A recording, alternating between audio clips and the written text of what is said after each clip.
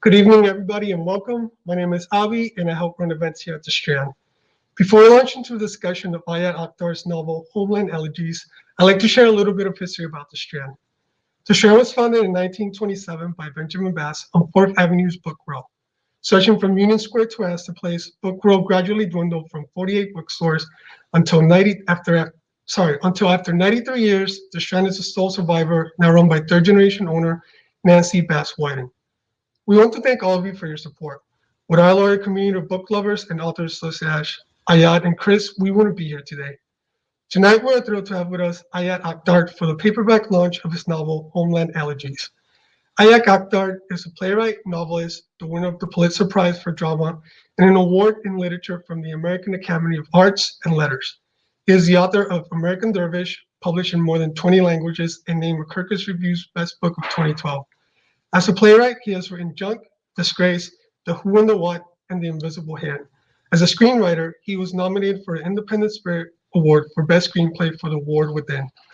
Among other honors, Akhtar is a recipient of the Steinberg Playwright Award, the Nestor Award, and the Orrin Piscator Award, as well as fellowships from the American Academy in Rome, MacDowell, the Sundance Institute, and Yale, where he serves as board director. Additionally, Ayad is a board trustee at the Rockefeller Brothers Fund and the New York Theater Workshop, and is president at PEN America. Joining Ayad in conversation tonight is Chris Bohjalian. Chris Bohjalian is the #1 New York Times bestselling author of 22 books, including The Red Lotus, Midwives, The Flight Attendant, which is an HBO Max limited series starring Kaylee Cuoco. His other books include The Guest Room, Close Your Eyes, Hold Hands, The Sandcastle Girls, Skeletons at the Feast, and The Double Bind. His novels Secrets of Eden, Midwives, and Past the Bleachers were made into movies, and his work has been translated into more than 35 languages. He's also playwright of Wingspan and Midwives. His most recent book, titled Hour of the Wish, was released earlier this month. Chris lives in Vermont.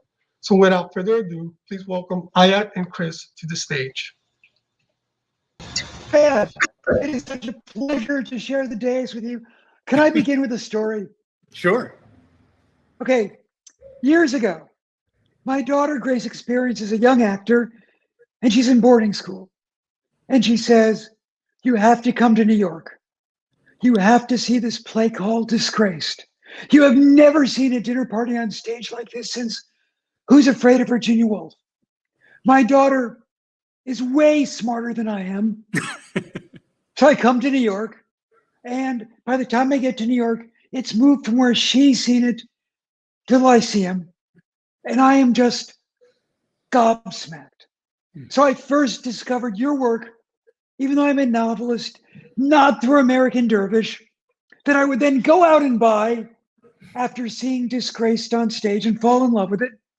But that's where I first discovered you. Cut to 2017.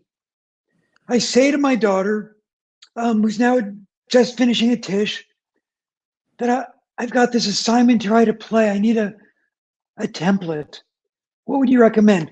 And 2 days later, she sends me Disgraced. She says, if you're going to write a play, learn from this. So it was a pretty easy leap to fall madly in love with Homeland Elegies. I love books that give me an inferiority complex when I'm writing. And I swear to God, your work is so breathtakingly wonderful that, I mean, when I was reading this, it was all Post-it notes with just beautiful turns of phrase. So let's begin with this. You are this magnificent playwright. You do double duty as a spectacular novelist. When you dove into Homeland Elegies, why did you decide novel, not play? Chris, first of all, thank you. Thank you for joining us and joining me. And it's a real honor and a pleasure to be with you. And what a story. I'm floored. And thank your daughter, please. Is she? Oh, she's a super fan. She's watching tonight. She's an actor now? She's acting? Yeah. Yep. Somehow keeping it sane together through the pandemic. Oh yeah, of course it's been hard for actors this year. It's funny with the book. I started hearing a voice, Chris. I just started hearing a voice, and it's harder to, I think the book is a monologue. So in a way, it is a kind of sort of story told on a stage, if you will, the stage of the mind. But, it just felt to me that there was no way I wanted to have a kind of intimacy with the reader, and I wanted to have an immediacy with the reader that you can only really have when somebody's holding the book up to their face. And, it's a very special relationship if you can hold on to it. So I started hearing a voice. I started writing down what I was hearing, and one thing led to the next. And I was writing a novel, but it was a novel that I felt like I just wanted to follow the voice. So if the voice wanted to, go into history or wanted to do 3-4 pages of dialogue, if that was what the spirit was moving me, then I felt I had the craft finally to be able to just be free on the page and see what came.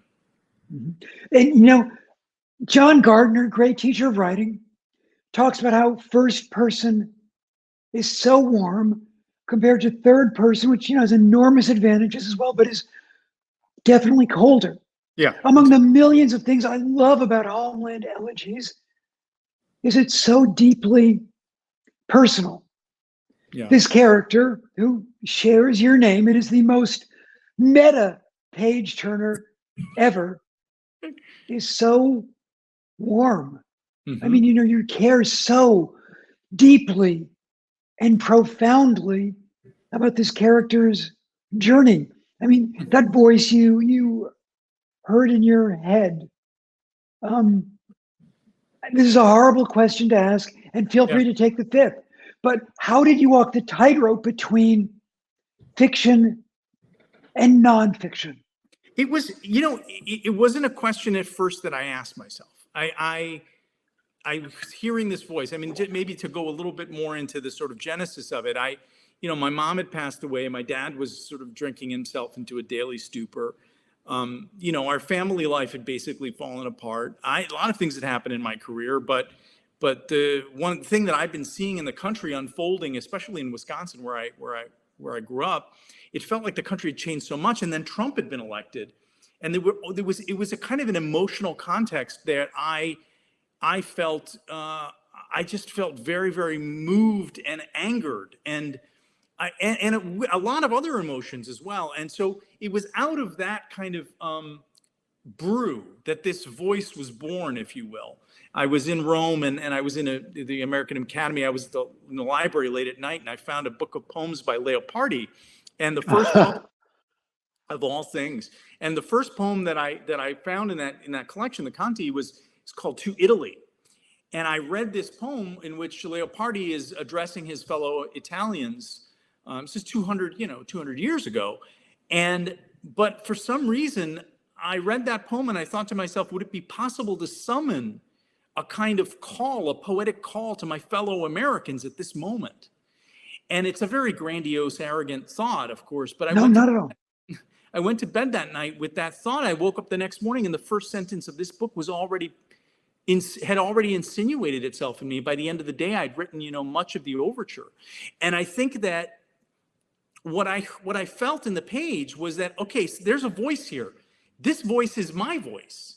I am this person, and I'm also not this person. Already in the overture, I'd already kind of taken things that were kind of true, and I'd pushed them a little further to give them sharper relief. And then I created a couple of other things. I concocted some things. And suddenly it felt like, it stands on its own as the objective correlatives are in this here. They may not be in my life, but they're on the page. And so I used that as a kind of way to proceed. I just kept writing with this voice that was drawing from my life, pilfering from my life, if you will, but then misshaping and transforming and then adding. And at one point, maybe 4 chapters in, I started to think, I got to give this guy a name. And it felt like the only name I could give him was my name. But at first, I gave him only half of my name. And then I tried the other half. And then, Okay, which half first? At first, I just the first name. And then I put the last name in, and then I used the last name for my parents. And then it all started to feel like, oh, right, I get it. this is part of what's going on also, that I feel so attentive to the text in a way because I'm not sure what's real and what's not real. I'm playing with that line, and that's exactly what's happening. That's what's happened on, epistemologically, that's what's happened in our culture. And it felt like that was the only way to stay close to the reader in the way that I wanted to be close to them. I'm a grandson of Middle Eastern immigrants. You've had two moments in your life as a kid who grew up in Wisconsin that in some ways must have been earth-shatteringly horrific in terms of how America responded to you and your family. As somebody who grew up in Wisconsin, middle America. Yeah. 9/11, Right. And Trump's election. Right. I mean, how does that figure into this remarkable novel?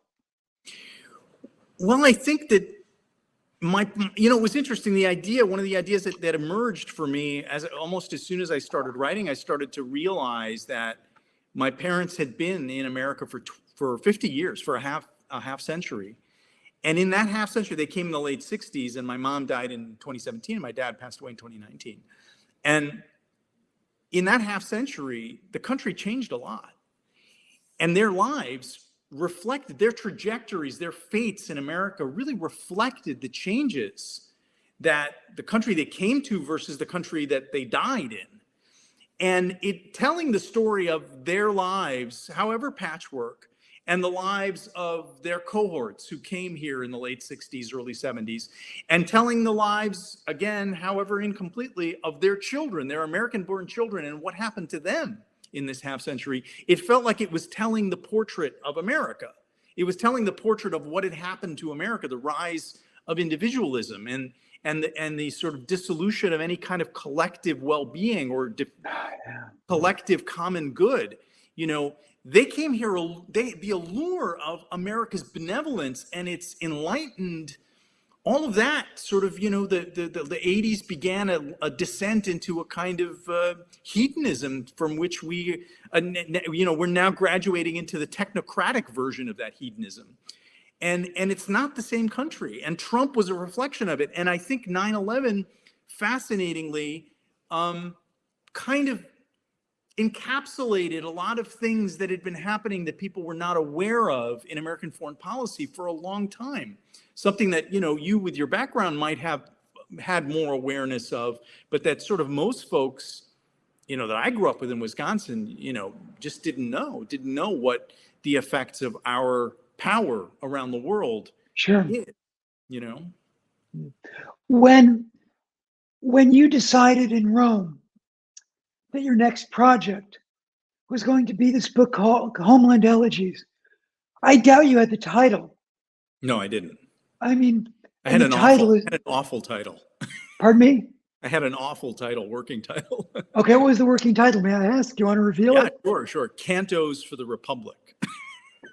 Yeah, Homeland Elegies is way better. Yeah.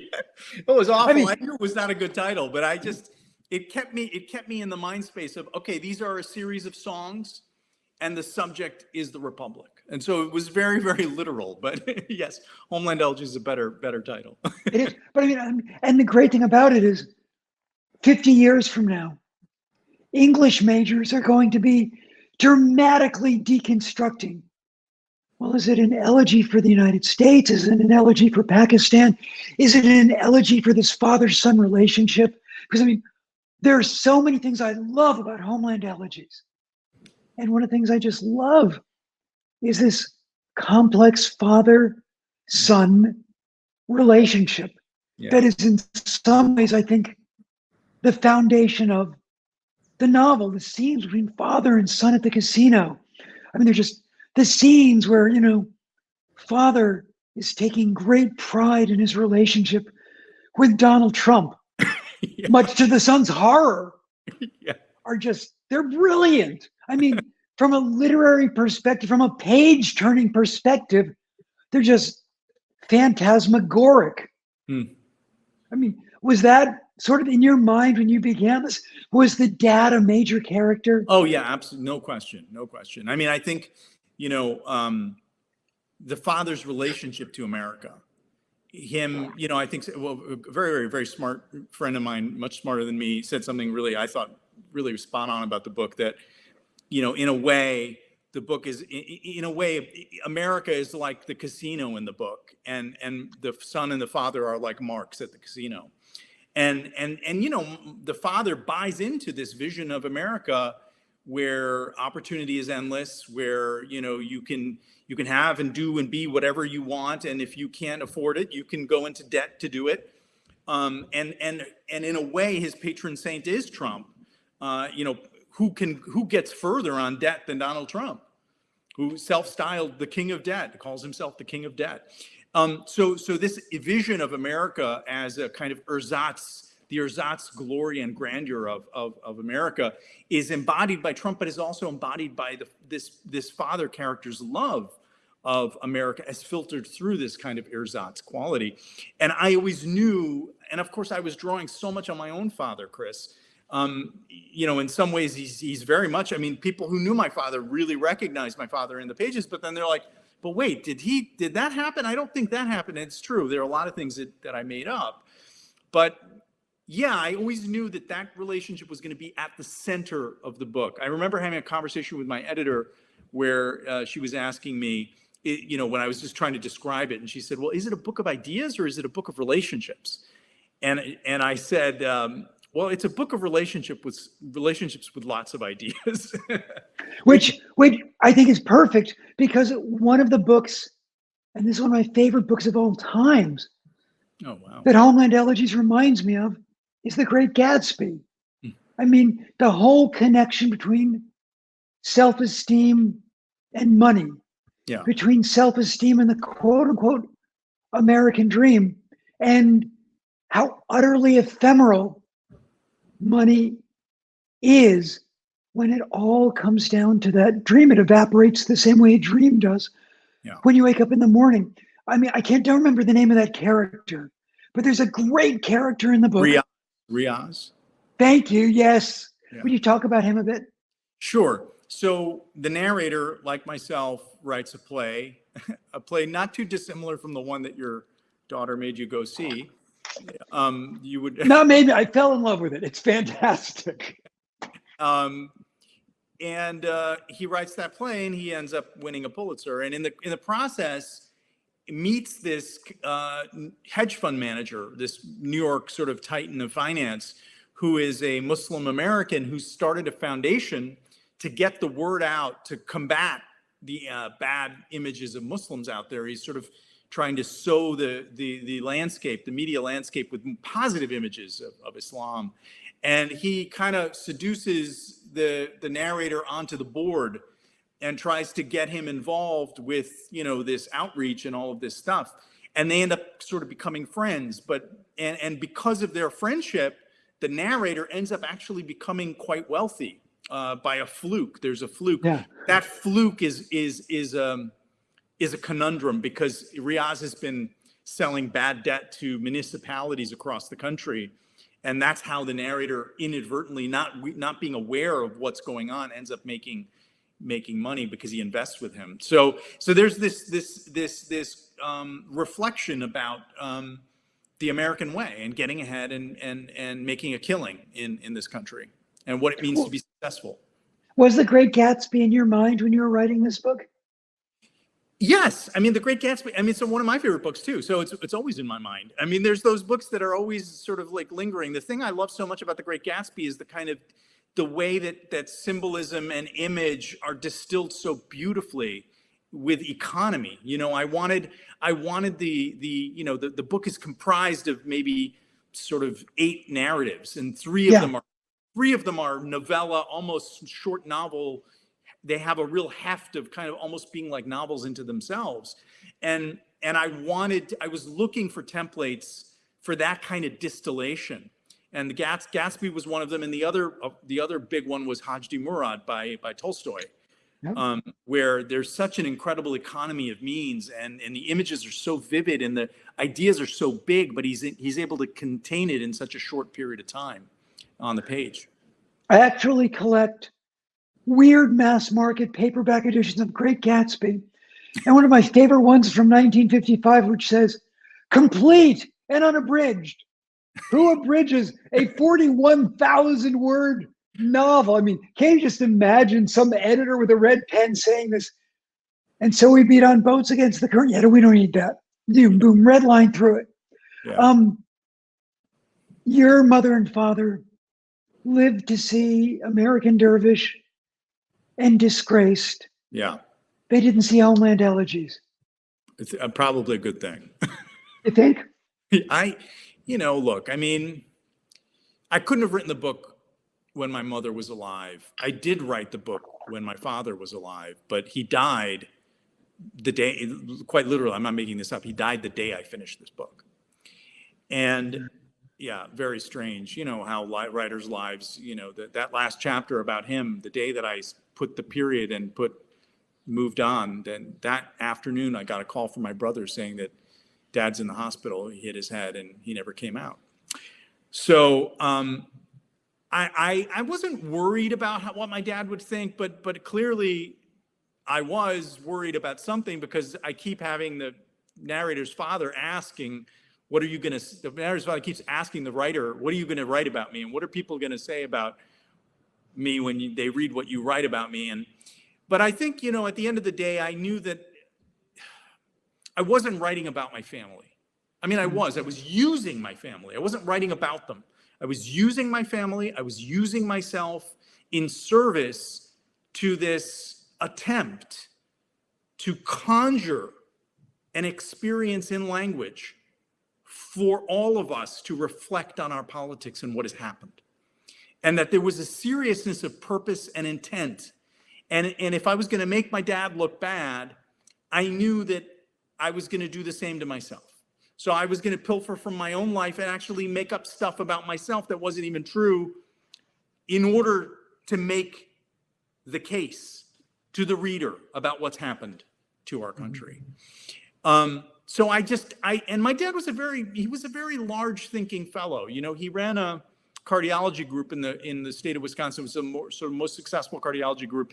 And he was the CEO for many years. And I remember having a conversation with him once. There were a bunch of doctors. It was like 80 doctors, and 20 of them, 20 or 30 of them, made a lot more money than he did as the CEO.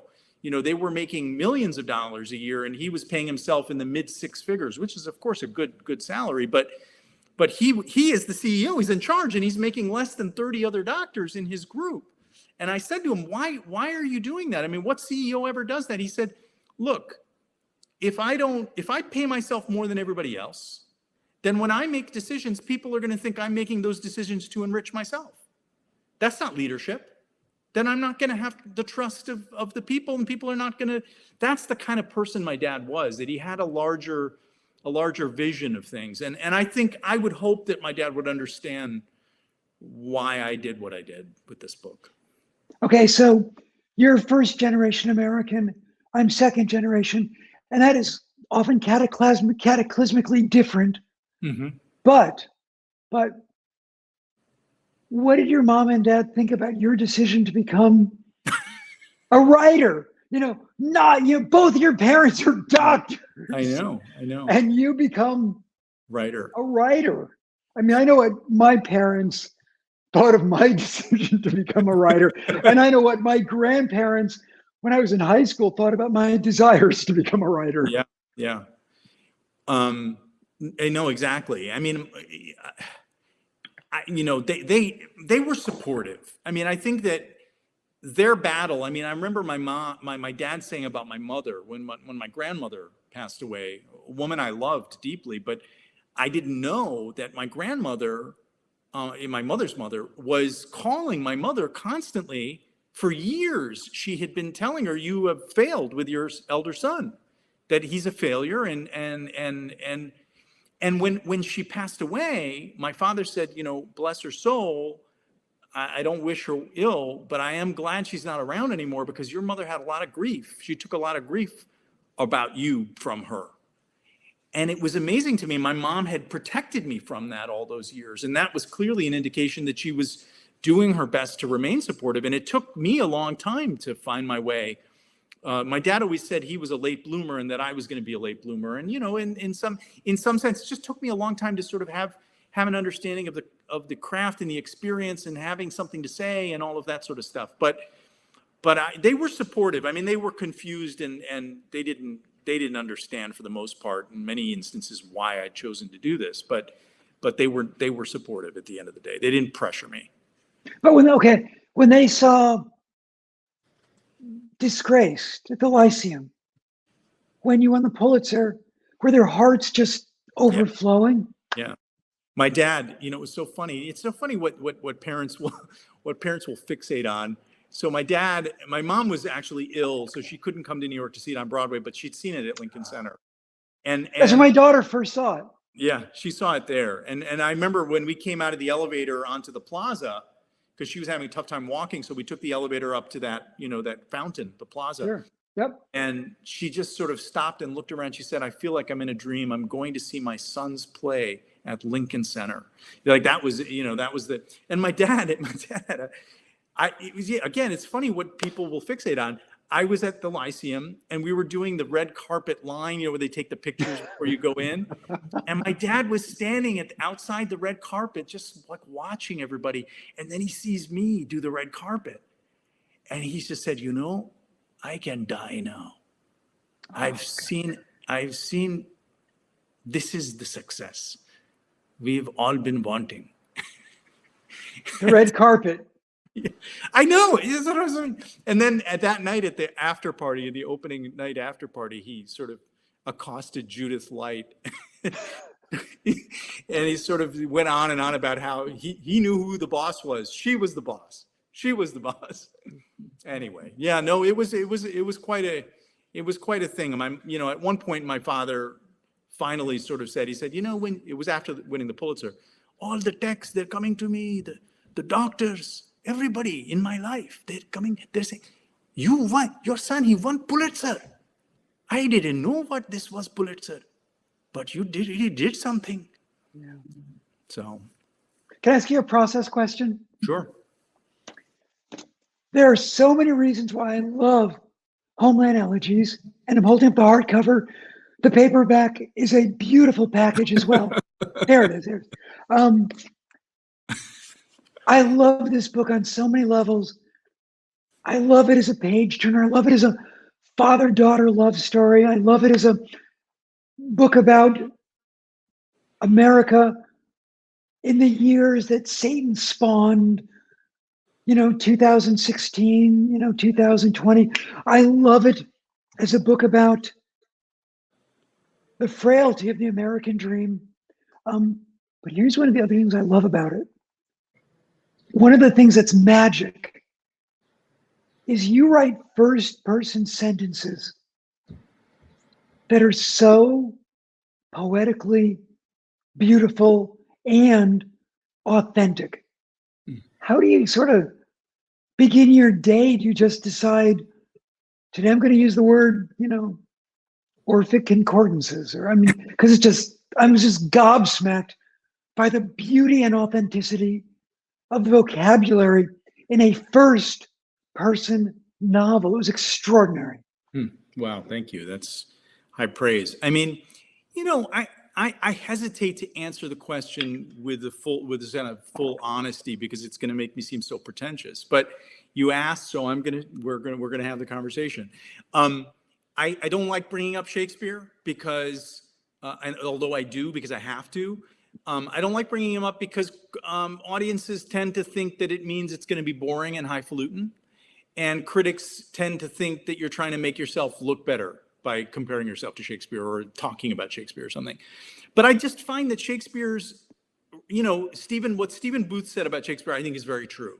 That trying to compare Shakespeare with other poets is like comparing King Kong to other monkeys.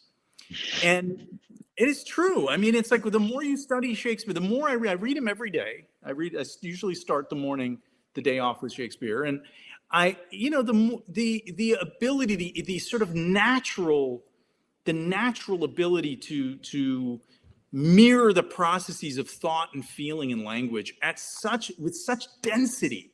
I mean, there's such density inside a single line of iambic pentameter. What sometimes Shakespeare will do will take you around the world and back in 10 syllables. He's able to do that.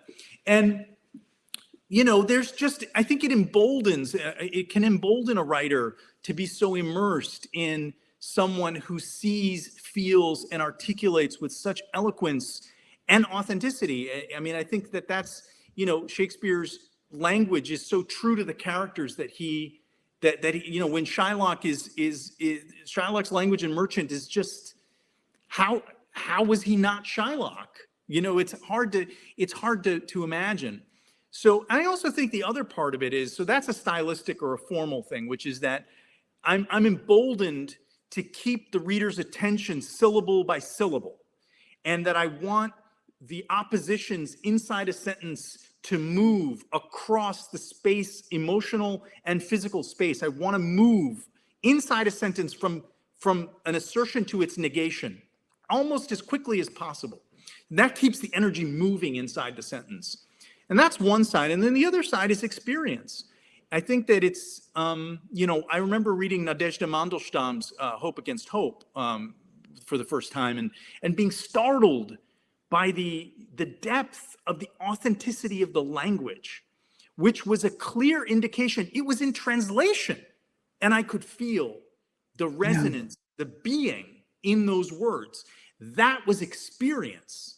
She had experience, and she had thought about that and felt about that experience in such a way that she was able to convey that experience in language. And so with Homeland Elegies, even though it's fiction, and so much of it is, trust me, the legal review was very relieved when they went through page by page and, you know, took through it. We were very relieved that so much of it was made up, right? Because I was going to have a real problem otherwise, or they were going to have a real problem. But that's irrespective, because all of the experiences that are being conveyed are all true in some deeper emotional sense. And so in a way, just making sure that I was writing from a place of truth and wanting not to adorn that truth, but to penetrate it with language.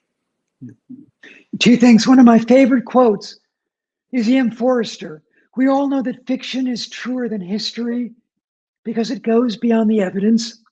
Yeah, right. And you begin your days with Shakespeare. I always begin my day by reading a poem by either Emily Dickinson or Anne Bradstreet or Mary Oliver or Rita Dove.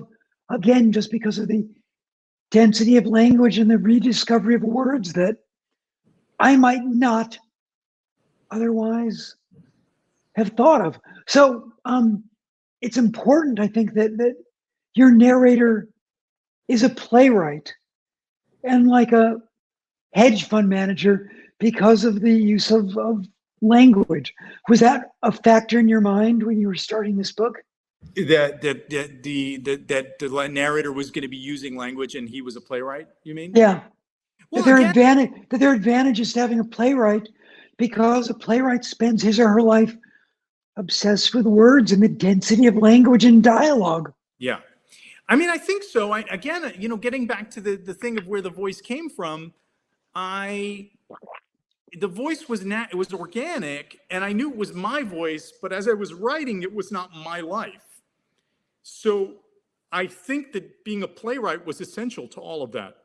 Excuse me. And I think that the particular kind of attention to spoken language that, you know, I think as somebody who loves Shakespeare and as a playwright who was an actor when I was much younger and studied acting in college and acted Shakespeare quite a bit, and knew from experience seeing the great Shakespearean productions, or some of the ones that I have seen, Mark Rylance, for example, doing Shakespeare, that you could do so much in spoken language if you really knew what you were doing. If you really know what you're doing, you can really do a lot with language when you're speaking. And being aware of that was part of the sort of substratum, or the known subtext of those sentences, those long, page-long sentences where there's so many, so much parataxis and so many reversals. And I just know, because I know that I can speak that sentence and make it make sense to somebody. But you also do that with shorter snippets of dialogue. Sure. When, for example, the playwright is backstage or is chatting with two of his actors. Yeah. Every one of those voices is distinct. Every one of those voices has his or her own dialect. And it's just fantastic to watch it unfold. Do you prefer, as a playwright and a novelist, writing dialogue, or those magnificent 780-word narrative sentences? I think dialogue, let me answer the question by saying this. The thing I love about writing prose is that I usually do it by myself, which is what I also hate about that. And the thing that I love about writing dialogue is that sooner or later, usually sooner, I'm doing it with others. I've learned so much from the actors that I work with, the directors that I work with when I'm in previews. I'm writing dialogue in a rehearsal room, and that's where I've learned to write dialogue, I think, well.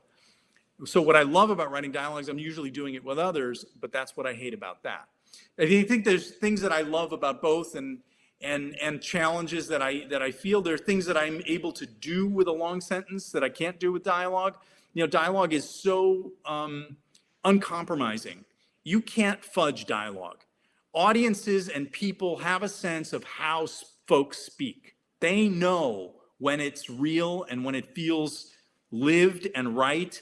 And they know when a writer is trying to do something with the dialogue. Like, it's so clear, you can just see it. And sometimes they'll forgive you for it, but they know.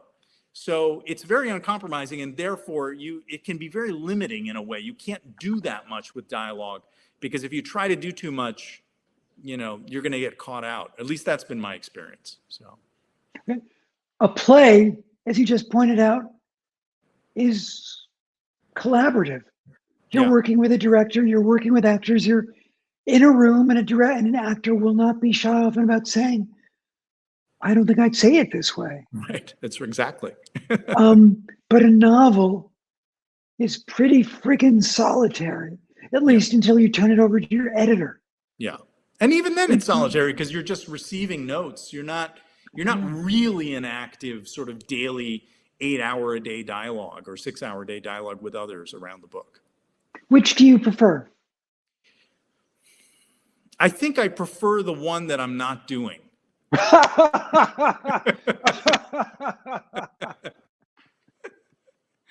I always love the other one so much more. Well, okay. This is a fantastic book. It doesn't really matter if you had fun or did not have fun writing it. I did. But did you have fun writing it? Yeah, my fiance, when I was writing the book, I kept saying, congratulations. Oh, thank you. We were going to get married this past summer, but COVID obviously got in the way and all of that. So we're still trying to figure out when and how. But when I was writing the book, she kept reminding me. She kept saying, "Don't try to hurry this," because I would keep like, "Oh, I only got so many words done today," or "I only did this." It's like, "Don't hurry this. You're having so much fun." And I was like, "Really?" And I would feel it, and I was like, "Yeah, I am. I'm enjoying it so much." She said, "You're going to miss this when it's over." And I think there is some truth to it. There was a kind of absorption. I would wake up in the morning bathed in a certain, heightened, sensual, linguistic thing. And, that's a daily, as you know, it's a daily practice. When you start getting into the ritual of that, it discloses further. More and more doors open, and you're able to do more the more that you do it and the more regularly. And so I'd really found a groove, and I was able to do things I never had been able to pull off before. It just felt like I had a new level of craft, and it was all happening very organically, and I loved it. But I am grateful that it's over. It was emotionally, it was a hard book to write. I can imagine it was deeply, deeply hard. But the wonderful thing about all of your work is that I can feel that all of it is hard because all of it is so emotionally rich. You are putting so much of yourself out there, and that's just a great gift to all of us as readers. Very Do nice. you see? No, Do you see a iteration of Homeland Elegies on the screen or the stage? We are about to announce a sale of the rights and an adaptation within the next few days. So, yeah. I can't wait. I mean, I know how much my writing has changed in the last 10 years because of how much I love streaming television, whether Yeah. it's, The Sopranos or Mad Men or The Handmaid's Tale or, Mayor of Easttown, whatever I'm currently watching. Yeah. It's just changed It really does. how I write. Yeah, it really has. It's expanded the scope, I think, of what we can allow ourselves to imagine the audience will bear or will want from us.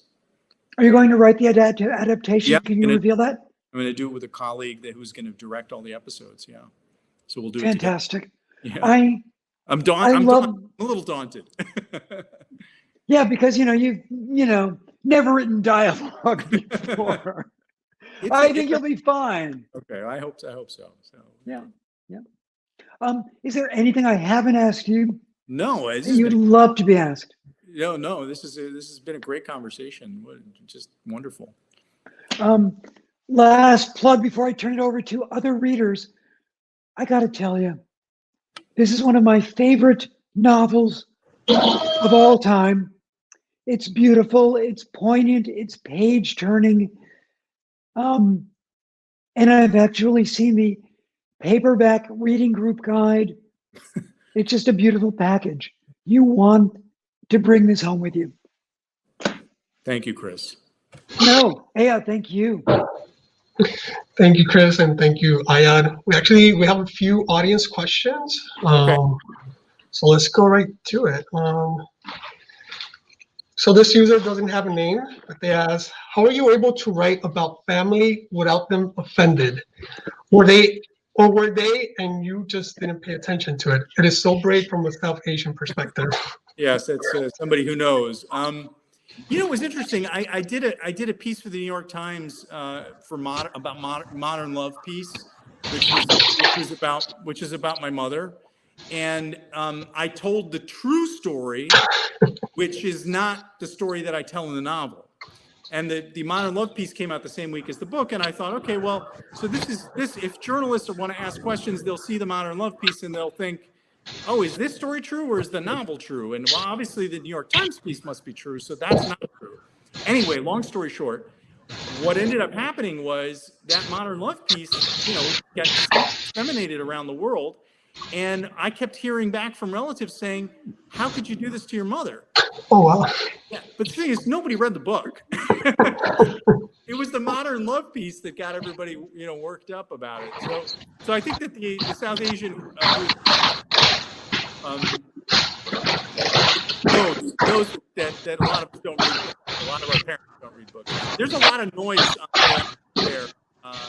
Yes, apologies. No, it's okay. It's okay. I just have a tough time hearing it. So. Okay, our second question is from Ben.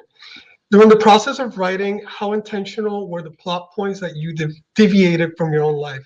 Did you always plan ahead of time how you wanted to construct an alternate reality, or did you sometimes get carried away in the opportunity from personal fantasy/irony and you just ran with it?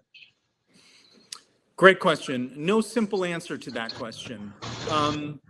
Every day was a confrontation with. Can we mute you while I? Yeah, of course. Yes.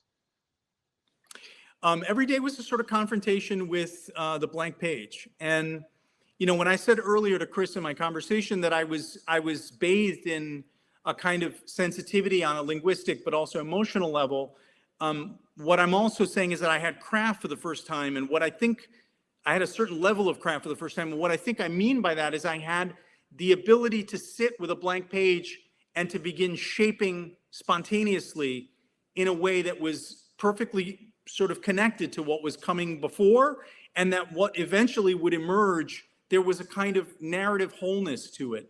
I've spent so long thinking about story that there are certain it's unconscious now that certain things have to happen, certain reversals. You move a character from A to the opposite. You go from A to Z, and how do you move that? There's all these different variations and ways to do it. I don't think about it anymore. It's just become second nature to be able to play with these things. So I wasn't thinking so much. There were certain things I knew. I knew I would address 9/11. I knew that the father's court case was going to happen. I knew that Riaz was destroying municipalities. But those were really the only things that I knew when I would enter into those narratives. Awesome. Our user Steph asks, where do you see the definition of the American dream going? Do you see it evolving or being overtaken by a different perspective of opportunity in the U.S.? Wow, that's a great question. I think we'll see what the Biden era economics does to the country.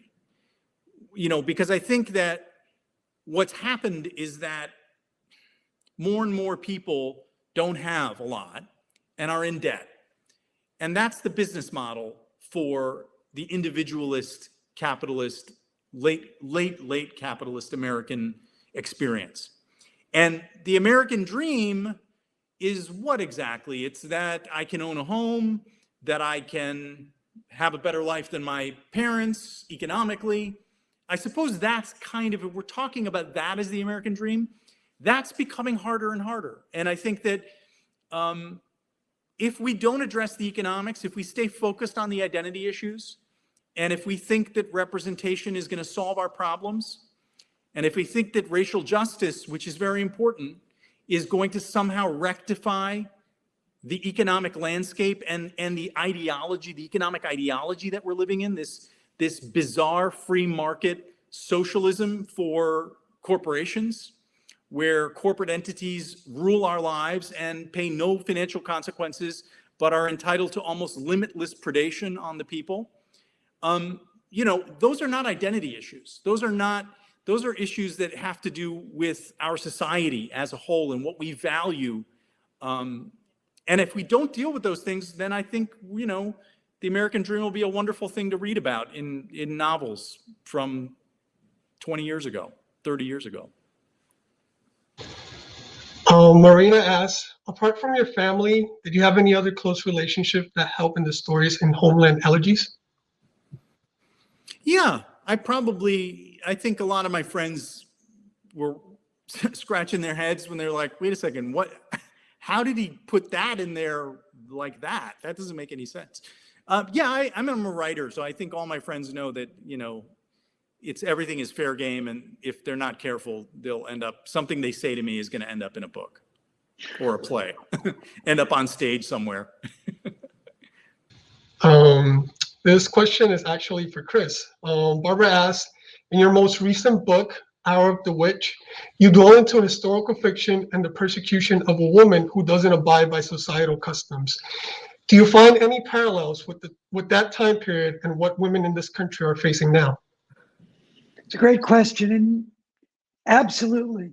Though Hour of the Witch is set in 1662 Boston, it is by design a weirdly timely novel when a 24-year-old young Puritan woman has had enough of her unbelievably toxic marriage and petitions for divorce, when one of the men on the all-male Court of Assistants says to her, "Thou art a nasty woman," the resonance won't be lost on modern readers. I mean, whether it's 1662 or 2021, if you want to be vilified by a large part of America, you need to be smart, strong, opinionated, and female. Just like Ayad, often writes about otherness. In some ways, Hour of the Witch is about otherness and the way of theocracy and a patriarchy can demonize anyone who doesn't abide by its regulations.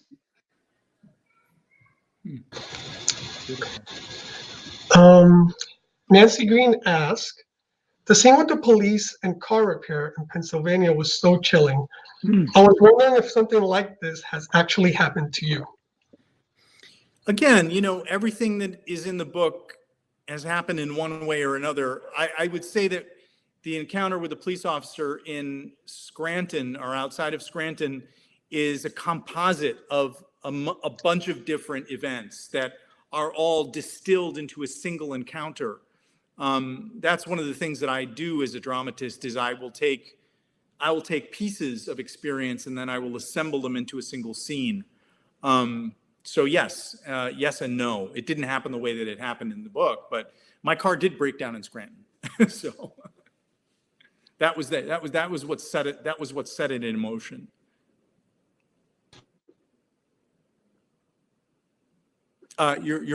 My apologies for asking you to mute yourself. Sorry. We have Mary who asked 2 questions. The first one is, do you write more than one book at a time? And then the second part is, do you ever have trouble landing the story? Yes, those are related, those 2 questions. I often write more than one thing at a time, and I often am not able to land the story, which is why I stop writing one of those things that I'm writing with the other thing. So yes, and yes. I got to say, you absolutely stuck the landing with Homeland Elegies. I mean, the reality is that you can write 370 pages, but at the last 30 pages, you don't stick the landing. Yeah. It's like a gymnast's 3-minute floor routine and 2 minutes and 45 seconds is gold.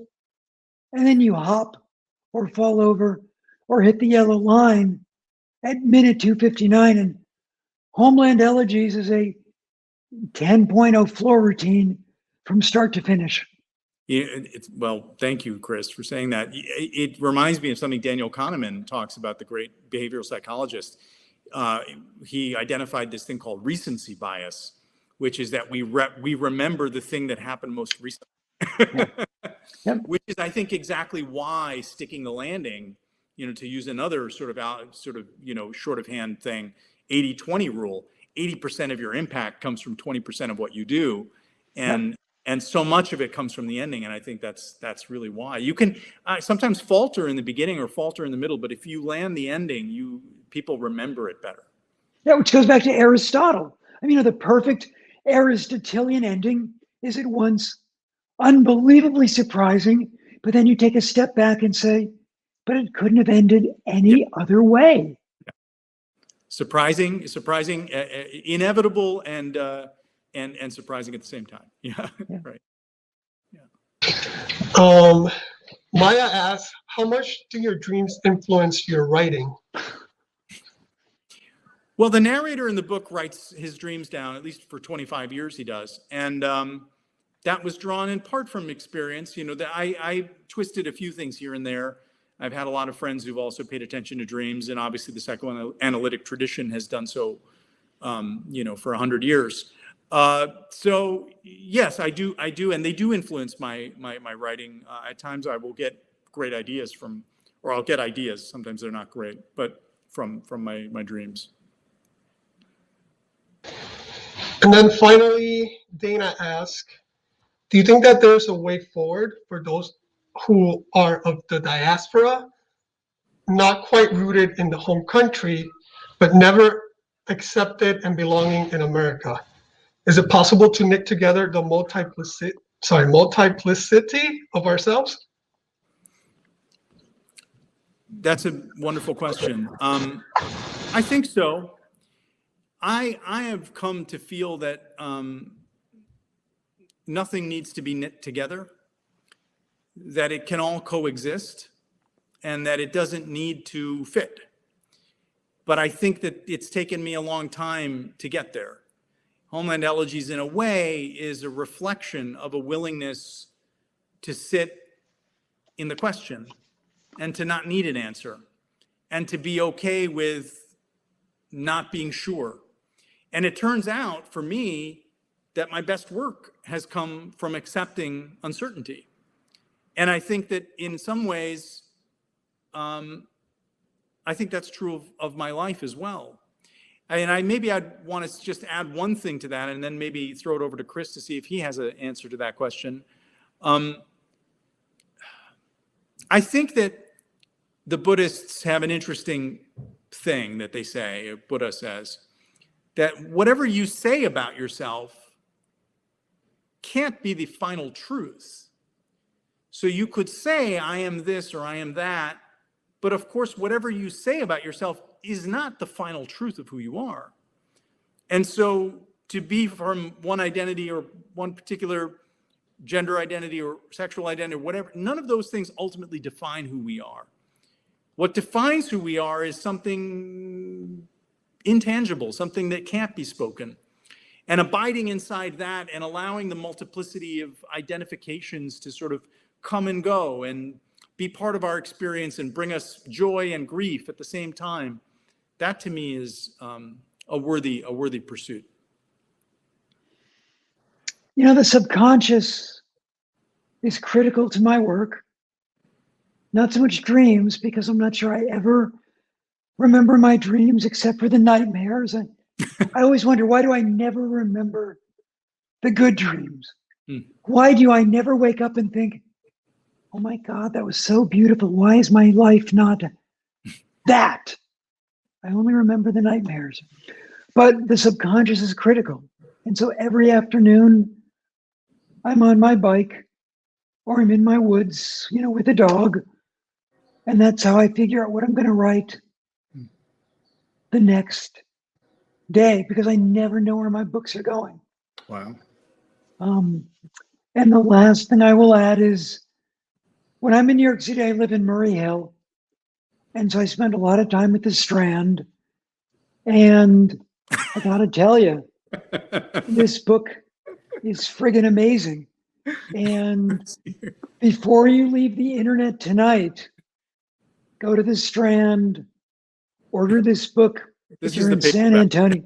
Yeah. You're just putting get me the to shame. paperback. You're putting me to shame, Chris. Order the paperback. You know, I can be shameless and promote you, so you don't have to. I mean, it's just such a great book. It's so beautiful. It's such a page turner. It's so wrenching. It's so smart. It is the two things I love in a book or a play: heartbreak and hilarity, and some of those beautiful sentences in modern literature. So either order the paperback online from the Strand tonight, or if you live in New York City, visit one of the bookstore gems on this planet and get your copy of the new paperback of Homeland Elegies. It's just going to make your life better. Thank you so much, Ayad. Thank you, Chris, for such a wonderful, wonderful evening. To our audience members, like Chris said, if you still haven't purchased a copy of Homeland Elegies, you can actually click the green link on the bottom. It will also include a signed book plate by Ayad himself. So that's always good. And if you're also interested, we have put a link up for Chris's newest book, Hour of the Witch, on the chat. So that's also an option for you guys. But again, thank you guys so much. It was a pleasure. Chris, thank you. Hey, Tom, I can't wait to meet you in person someday. Well, you're in Murray Hill, so we'll get together when you're in Murray Hill next. So. I'd love that. All right. Thank you guys so much. Have a wonderful evening. Take care. Thanks. Bye-bye. Thanks. Take care.